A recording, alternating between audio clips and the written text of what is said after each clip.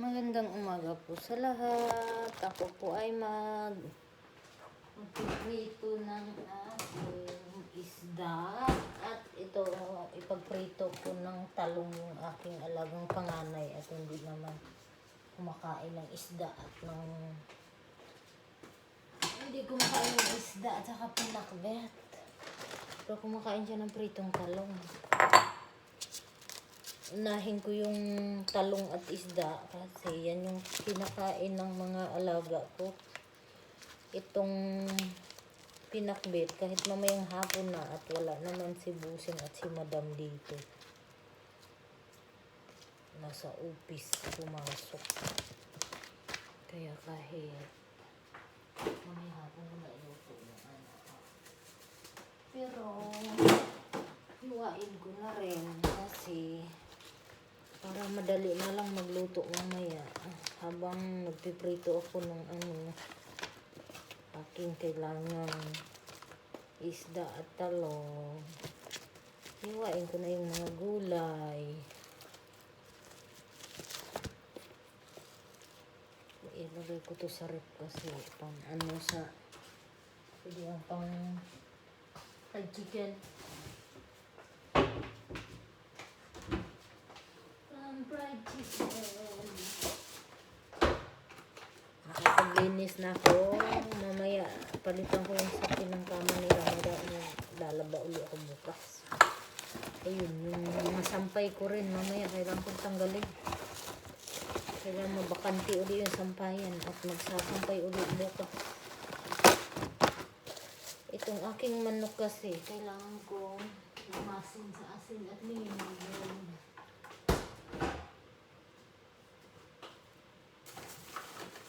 Kasi para matanggal yung langsa. Bago ko siya bago hugasan at hiwain. Malangsa kasi yung manok. Ang hirap magtanggal ng langsa.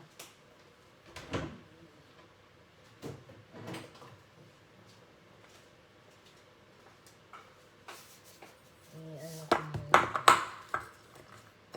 Lamas sa asin at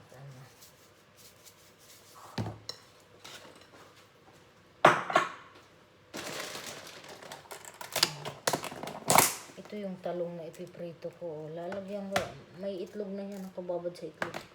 Lalagyan ko siya ng harina at flour bago siya iprito para hindi sisip-sip yung mantika. Hindi sisip-sip yung talong yung mantika.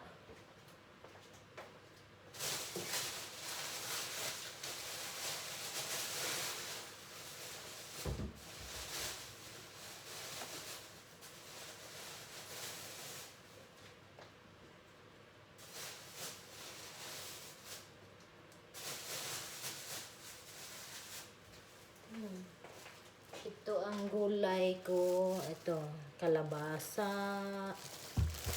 aking okra, aking sitaw, ampalaya, talong, para sa aking pinakbet.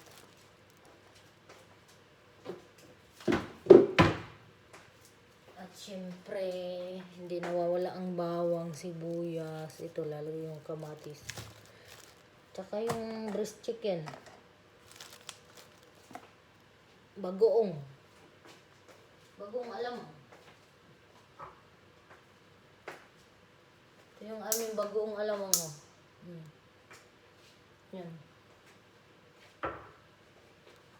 Ugasan ko muna yung isda at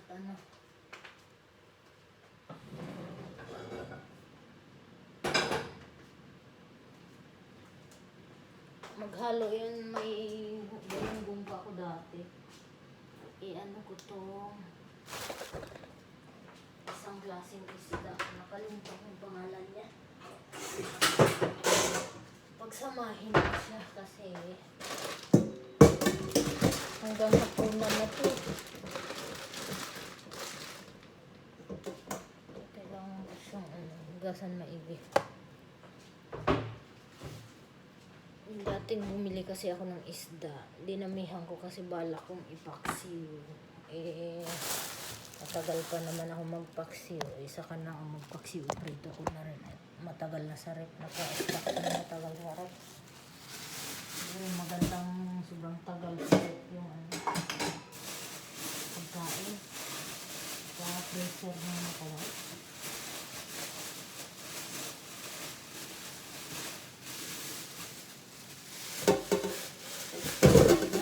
Palit lang ako ng damit yung marumi na isuot ko pag nag-prepare isda para mamaya may isuot ko pa ulit ko ang yung t-shirt.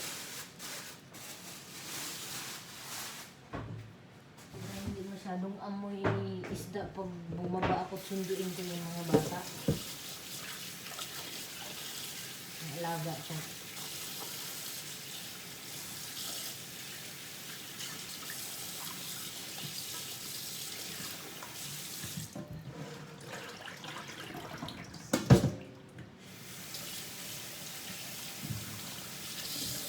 Higasan ko itong aking isda.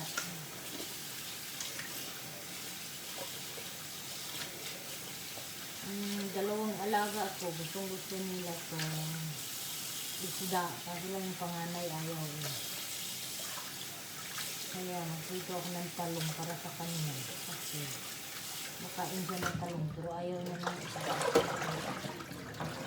Hindi niya sa talong prito o tortang talong.